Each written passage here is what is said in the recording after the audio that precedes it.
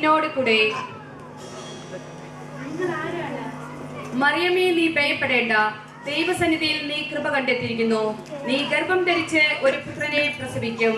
നീ അവന് യേശു എന്ന് പേരിടണം. അവൻ വലിയവനായിരിക്കും, അത്യുന്നതന്റെ പുത്രൻ എന്ന് വിളിക്കപ്പെടും. അവന്റെ പിതാവായ ദാവീദിന്റെ സിംഹാസനം ദൈവമായ കർത്താവ് അവന് കൊടുക്കും. അവൻ യാക്കോബിന്റെ ഭവനത്തിൽ ഭരണം നടത്തും. അവന്റെ രാജ്യത്തിന് അവസാനം ഉണ്ടാവില്ല.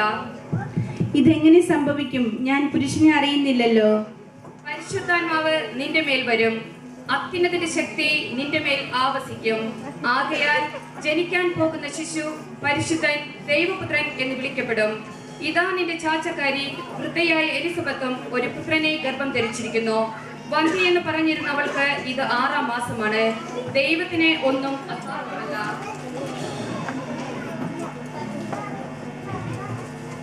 ഇതാ കർത്താവിന്റെ ദാസി, നിന്റെ വാക്ക് എന്നിൽ നിറവേറട്ടെ.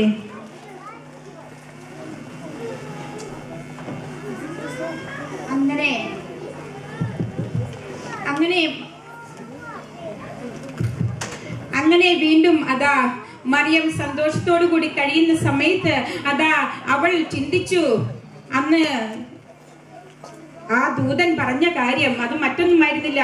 അവളുടെ ചാർച്ചക്കാരിയായ എലിസബത്ത് ഒരു കുഞ്ഞിനെ പ്രസവിക്കാൻ പോകുന്നു എന്ന കാര്യം.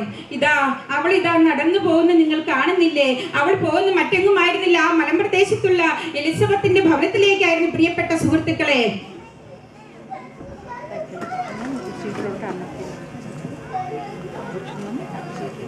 ഇവിടെ ആരുമില്ലേ?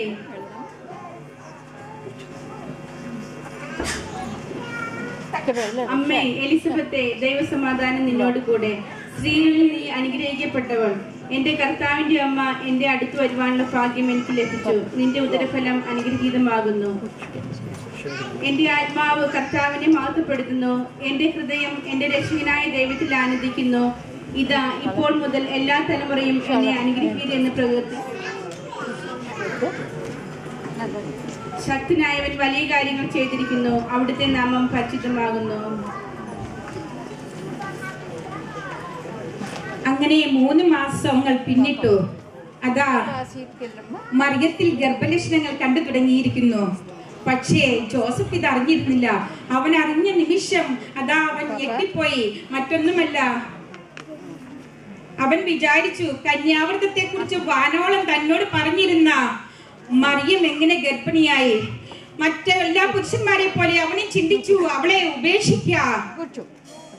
ആ ഉപേക്ഷ അവൻ മറ്റൊന്നുമായിരുന്നില്ല, നീതിമാനായിരുന്ന അവൻ ചിന്തിക്കുന്നു രഹസ്യമായി അവളെ ഉപേക്ഷിക്കാൻ.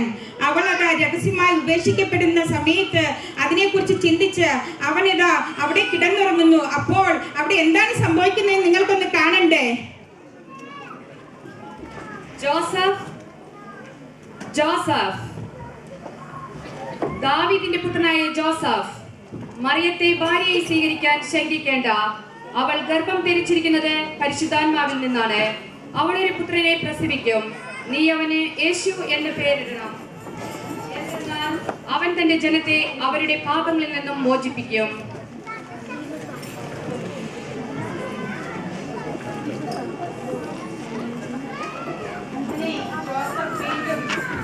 അങ്ങനെ ജോസഫ് വീണ്ടും മറിയത്തെ ഭാര്യയായി സ്വീകരിച്ചു. അങ്ങനെ ഇരിക്കുകയാണ് ആ സംഭവം നടക്കുന്നത്. റോമ സാമ്രാജ്യത്തിന്റെ തലവനായ അഗസ്റ്റസ് സീസർ കൽപ്പന പുറപ്പെടുവിച്ചിരിക്കുന്നു. മറ്റൊന്നുമല്ല, ഈ രാജ്യത്തിലുള്ള എല്ലാ ജനങ്ങളും വന്ന് പേരെഴുതിക്കണമെന്ന് അവരവരുടെ സ്ഥാനങ്ങളിൽ അവർ പേരെഴുതിക്കാണ്ടിരിക്കുന്നതിന് വേണ്ടിയിട്ട് അവർ വന്ന് ആ കൽപ്പന പറയാനായി വന്നിരിക്കുന്നു. മറ്റാരുമല്ല, അഗസ്റ്റസ് സീസറിന്റെ ഭടന്മാരാണ് ഇപ്പോൾ കയറി വരാൻ പോകുന്നത്. അവർ ആ കൽപ്പന പുറപ്പെടുവിക്കാനായി പോവുകയാണ് ഇപ്പോൾ.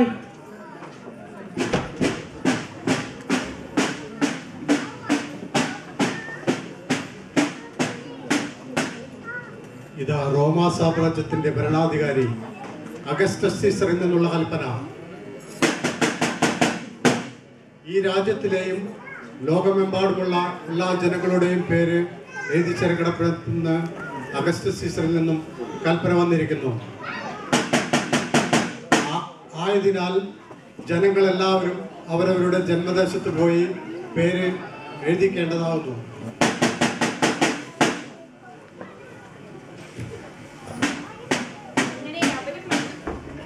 അങ്ങനെ അവരും വന്നു പോയി. ഈ കൽപ്പന ആർക്ക് ബാധകമായിരുന്നു?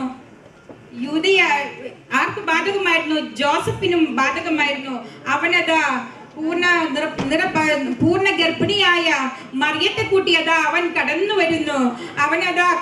നിങ്ങൾ കാണുന്നില്ലേ പ്രിയപ്പെട്ട സുഹൃത്തുക്കളെ, എത്ര വിഷമത്തോടു കൂടിയാണ് അവൻ കടന്നു വരുന്നത്.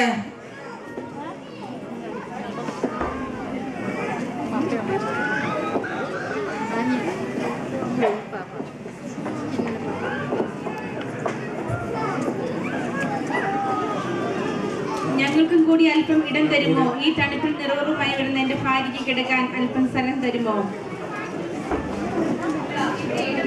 നിങ്ങൾ മറ്റെവിടെയെങ്കിലും അന്വേഷിക്കുക.